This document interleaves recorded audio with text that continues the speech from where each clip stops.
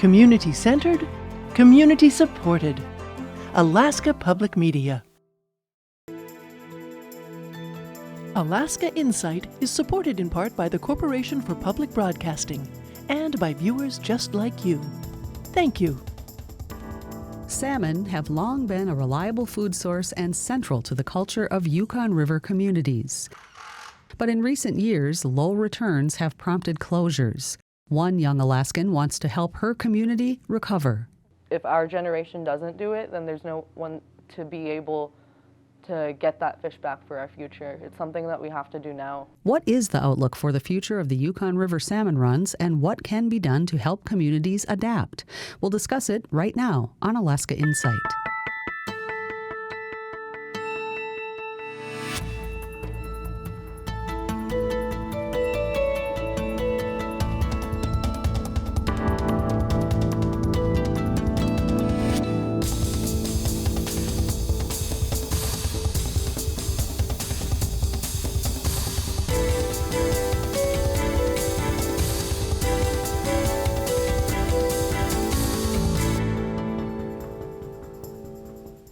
Good evening. The mighty Yukon River has been a majestic icon of power, beauty, and for generations, a sustainable source of food. Salmon reliably return to the Yukon to provide a stable source of healthy wild food for communities along its length. But in recent years, those reliable runs have been beleaguered by warming waters, food scarcity, and disease, causing closures that have halted long-standing traditions for many families. We'll hear about one young woman's passion to help the fishery recover, and we'll talk with biologists about what is realistic and possible for the future of the Yukon River salmon fishery. But before we get to that discussion, here are some of the top stories of the week from Alaska Public Media's collaborative statewide news network. Alaska's Food Assistance Program has processed the oldest applications from a backlog plaguing the state for more than a year. But many applicants are still waiting up to 3 months to receive benefits. The State Division of Public Assistance administers the federally funded Supplemental Nutrition Assistance Program, or SNAP, also known as food stamps, which serves around 12% of the state's population. The backlog in applications was at its worst in April, when thousands were waiting for help buying food, some as long as 8 months. Now, Public Assistance Director Deb Etheridge says the current processing wait is about 3 months, but people with low income or who meet other criteria can qualify for an expedited application. Etheridge would not offer a guess on how long it might take to get through all 8,500 pending applications and renewals. The Anchorage Assembly approved the opening of a new temporary winter homeless shelter on Thursday. This shelter will be housed in a former Garbage Utility Administration building in Midtown Anchorage with capacity for 150 beds and a vehicle storage bay. Alexis Johnson, the city's homelessness coordinator, says the shelter is expected to open by November 1st. But these beds will only be used if the 372 beds in the renovated Aviator and Alex hotels are full. The shelter will also include services to guide people to more stable housing. The Department of Homeland Security's Office for Civil Rights and Civil Liberties is investigating a complaint around the Federal Emergency Management Agency, or FEMA's, interactions with Alaska Native communities in the aftermath of Typhoon Merbok last year. The complaint stems from an investigation by KYUK into mistranslations of disaster assistance information into Yuktun or Yupik. FEMA had hired California-based translation company Accent on Languages to translate applications and other disaster information documents into Yuktun, but native speakers of the language say the end product was nothing but gibberish. Last January, FEMA announced Accent on Languages reimbursed the agency and that they were no longer working with the company for translations. Accent on Languages, FEMA, and the Office for Civil Rights and Liberties all either declined or did not respond to KYUK's requests for comment on this story. You can find the full versions of these and many more stories on our website, alaskapublic.org, or by downloading the Alaska Public Media app on your phone. Now on to our discussion for this evening. Fishing for salmon has always been a way of life on the Yukon River. But for the last 4 years, as runs have collapsed, managers have restricted most fishing for local communities.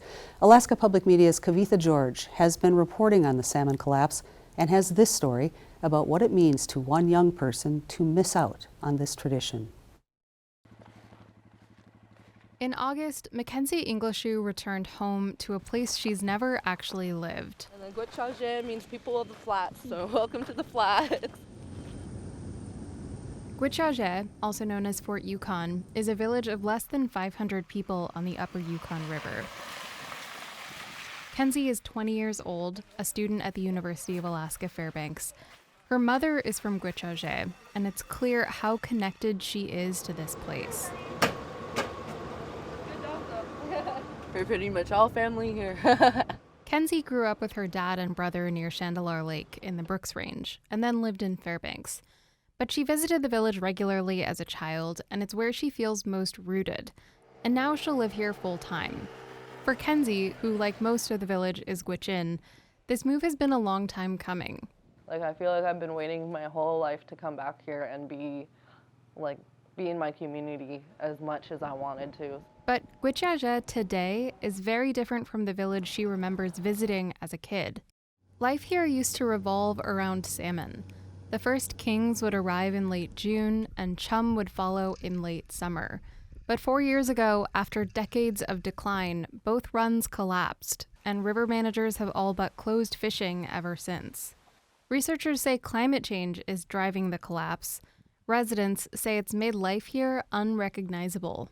Now, on the riverbank, half a dozen fish wheels lay idle.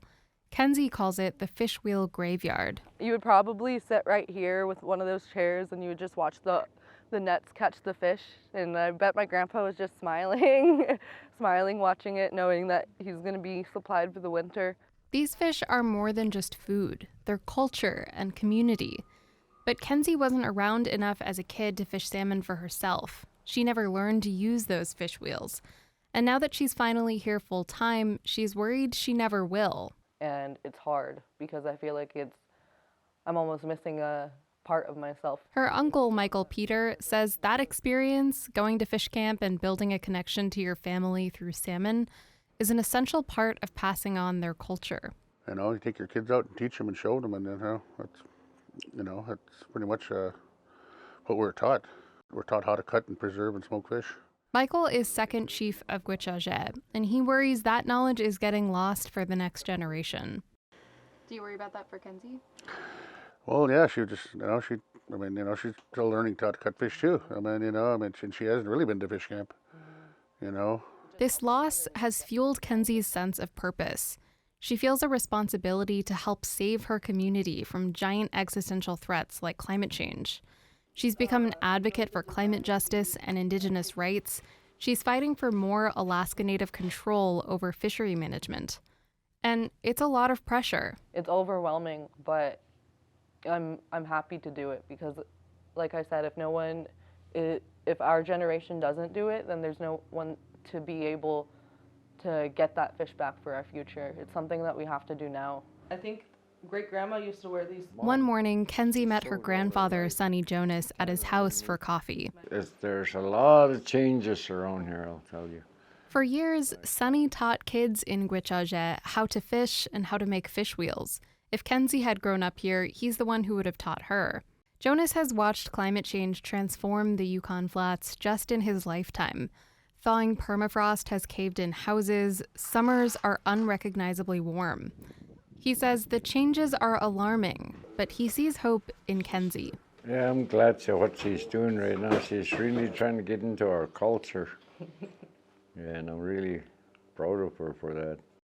As for Kenzie, she's still learning that culture, and she's determined to keep it alive for herself and future generations. In Gwich'aja, I'm Kavitha George. Joining me tonight to discuss what's going on with Yukon salmon is Holly Carroll. Holly is the in-season manager for the U.S. Fish and Wildlife Service for the Yukon River. And Gabe Canfield is the policy coordinator for the Yukon River Drainage Fisheries Association. Welcome, both of you. Thank you. Thanks for being here. So, Holly, I want to start with you. This summer, fishing was closed, but there was some positive news in the returns for Chinook and chum. Tell us about that. Right. We did have an increase in the summer chum population. We were able to meet our drainage-wide escapement goal for that population. That's the first time in a few years. And so we were able to open up some fishing opportunity for that species. And then for the fall chum, they didn't do as well as the summer chum. We didn't meet our drainage-wide goals, but there was one stock, the Tedrinjik River, or formerly known as the Chandalar River, up in Kenzie's neck of the woods. We were able to open that drainage to fall chum fishing actually pretty early in September. There was some limited fishing, but there were restrictions put in place. Talk a little bit about why people had to use different methods. Right, so because the Chinook run is so very poor, I mean, it only slightly improved over last year, but we're well below meeting any escapement goals. Because of that, you know, we can't use the large 300-foot gill nets that are more efficient for salmon capture. So we had to use selective gears. Those are gears like dip nets and beach sands where they could target summer chum but release any kings they might catch. And those gears are far less efficient, and not everyone has those gears. Well, thank you for starting us off. Gabe, I want to turn to you. The organization that you're with has been around for more than 30 years. You have board members from each fishing district, and you just had an annual meeting at the beginning of the month. Talk a little about what the discussion was. What are people concerned most about right now? Well, as we know, we've been at least 4, if not more, years into this fishery disaster. And some of the things that we are really focusing on and our board members bring to our annual meeting every single year is how we can see some more continuation of culture and solutions to food insecurity that is occurring in our communities. And our board members come together at this annual meeting every single year to bring resolutions forth to help with advocacy at different organizations such as the Alaska Board of Fish and the North Pacific Fishery Management Council meeting. These spaces are places that we can advocate for our chum and our Chinook salmon, especially during this fisheries disaster that's been happening. And as your organization centers on what fishing communities request of you to protect and advocate for Yukon salmon, what do they want you to do, and what realistically can you do? There are some solutions that they have been bringing forth on chum salmon bycatch, the issue out in the Bering Sea pollock fishery. That's one of the biggest focuses, especially now. We just had the North Pacific Fishery Management Council happen this past week, where they had a motion C4 on chum salmon bycatch. There is currently no limit on chum salmon bycatch, and that's something that has been brought forth similarly to the Chinook salmon bycatch that was done in the past with YRDFA. And bringing those solutions forward and that policy forward put into regulation, into law. So we can allow some of those Yukon River and Western Alaska chum salmon to return to rivers to spawn. All right, thank you. Holly, turning to you again, you mentioned that after a crash in 2000 and 2001, this was an earlier interview, you talked about salmon rebounding more quickly than what you're seeing now. What is different now than in 2001 that could be causing this slower recovery, if recovery is happening? Well, I think a lot of things are happening now that weren't happening then. So yeah, we're seeing a much slower rebound. I think part of that is that, you know, the salmon are being impacted in every part of their life stages. You know, the eggs in the gravel, if the eggs are not as healthy, their body condition, if the marine environment is not providing the right food for them or is too warm, you know, then they're coming back with smaller body size. On the Yukon in particular, we've got the issue of disease. Chinook are plagued with ichthyophonus right now. That can be causing them to die before they even make it to their spawning grounds. But then we have the environmental changes that are occurring that are really drastic. You know, for the fall chum, there's an entire drainage, the Kluane, that just dried up. And so when those fish are getting to those spawning grounds, there's no more spawning locations. So these fish are being hit at every life stage. And so it's sort of death by 1,000 cuts. But we also are dealing with lower productivity, so smaller runs. You know, a very large run can sustain some of these losses or these hardships, and the smaller runs we're seeing are just not able to, and they're certainly not able to in a way that makes them fishable like those other runs were. A lot of this news, Gabe, is pretty bleak right now, but what do you see that's promising in the way that people are adapting and helping each other through this difficult time? This isn't the first time that Alaska Native people and rural people in Alaska have dealt with hardship.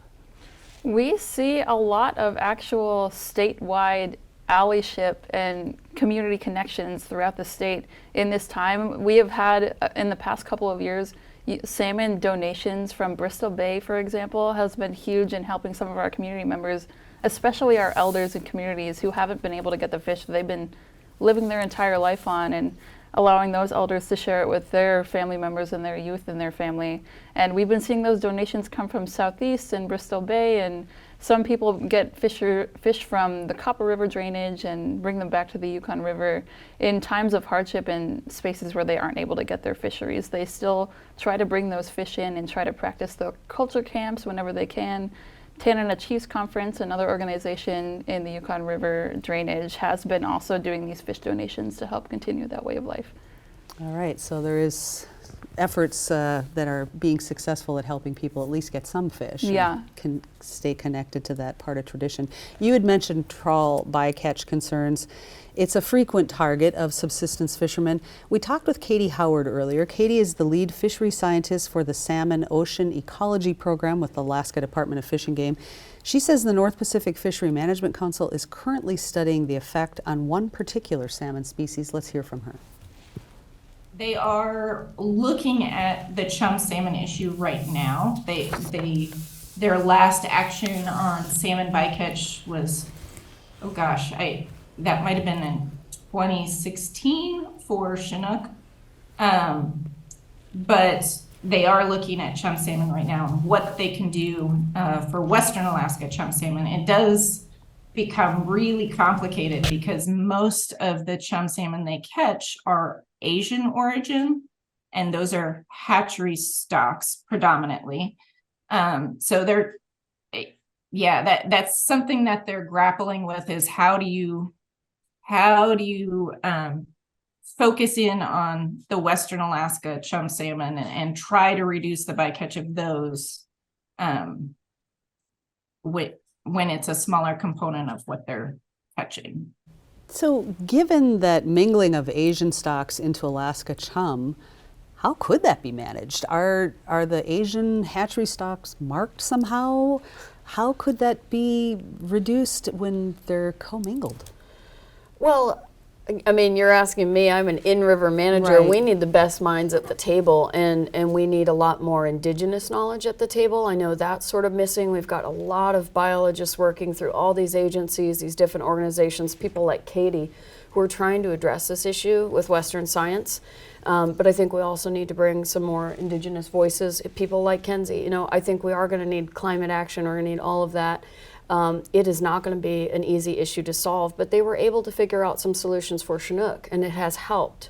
There has been a huge reduction in bycatch of Chinook. So I trust that if they continue to push for change, they will find it, but it will take all of us. And I'm certainly heartened by the story about Kenzie. You know, while it's really tragic to see the loss of people like that becoming fishermen, it really makes me happy to see them becoming climate scientists or advocates like Gabe, because this issue for all of our animals is not going to go away. And I'm happy to see that adaptation occurring, because we need to adapt to these changing amounts of salmon. That is the future for us. Mm-hmm. Gabe, your thoughts there on what could be possible with this Asian stock concern?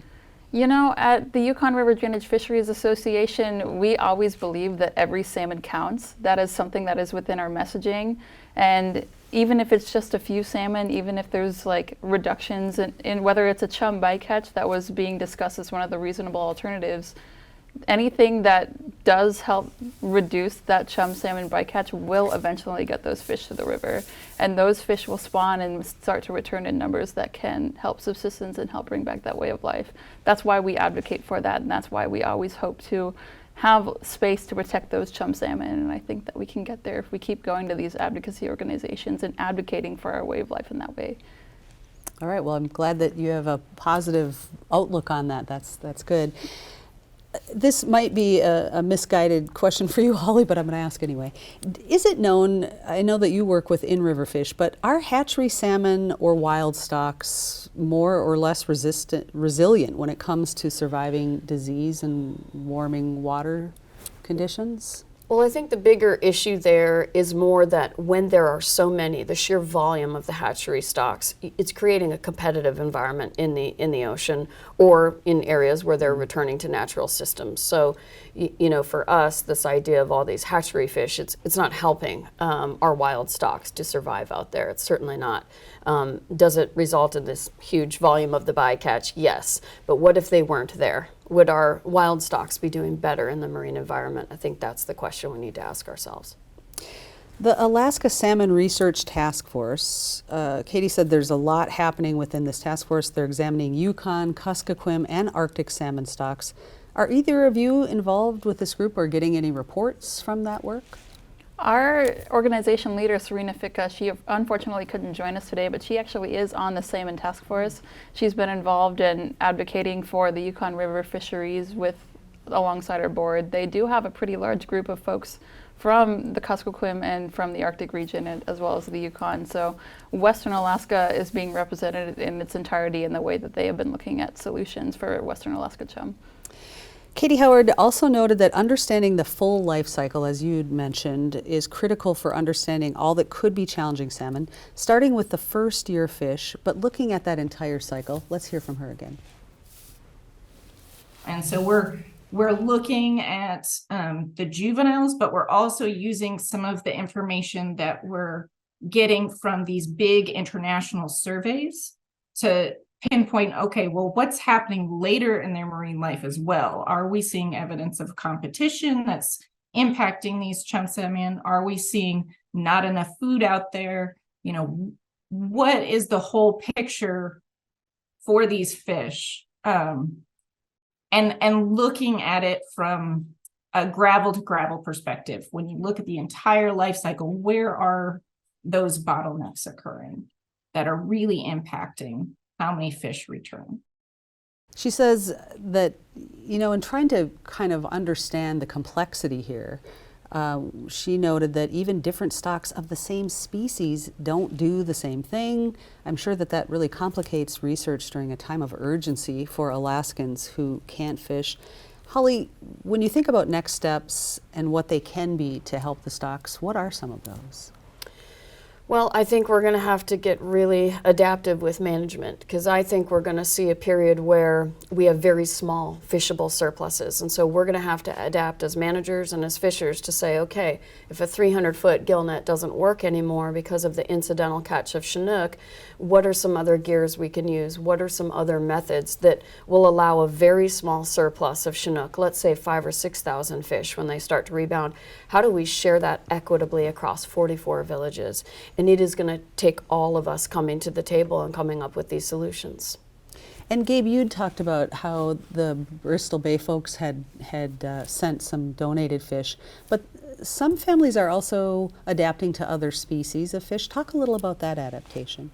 We do see a lot of Yukon River families fishing for whitefish, sheafish, and pike.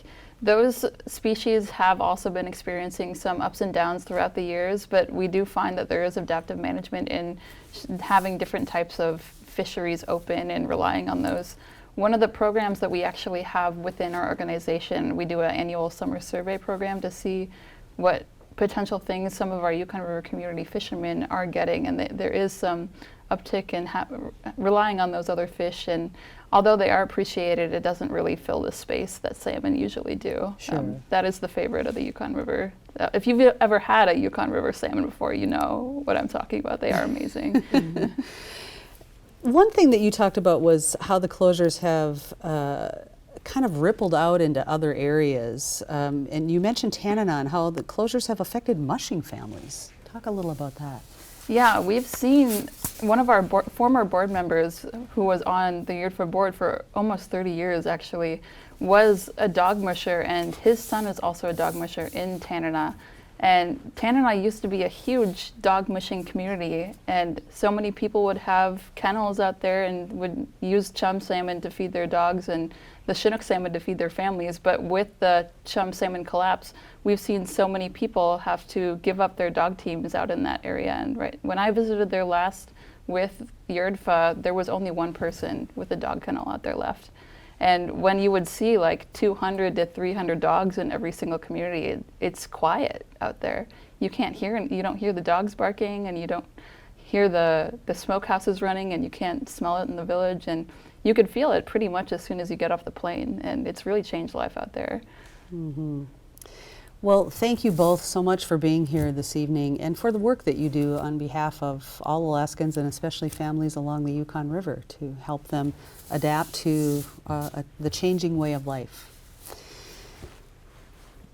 Alaskans who depend on subsistence are also dependent on state and federal managers' decisions about when they can fish. As we heard this evening, those decisions are just part of the picture of managing salmon stocks into the future. Climate change, predation by other species, and competition for food all challenge the returns of the future. Cooperation, science, and adaptation must lead the way. That's it for this edition of Alaska Insight. Visit our website, alaskapublic.org, for breaking news and reports from our partner stations across the state. While you're there, sign up for our free daily digest so you won't miss any of tonight's Alaska's top stories of the day. Thanks for joining us this evening. I'm Lori Townsend. Good night.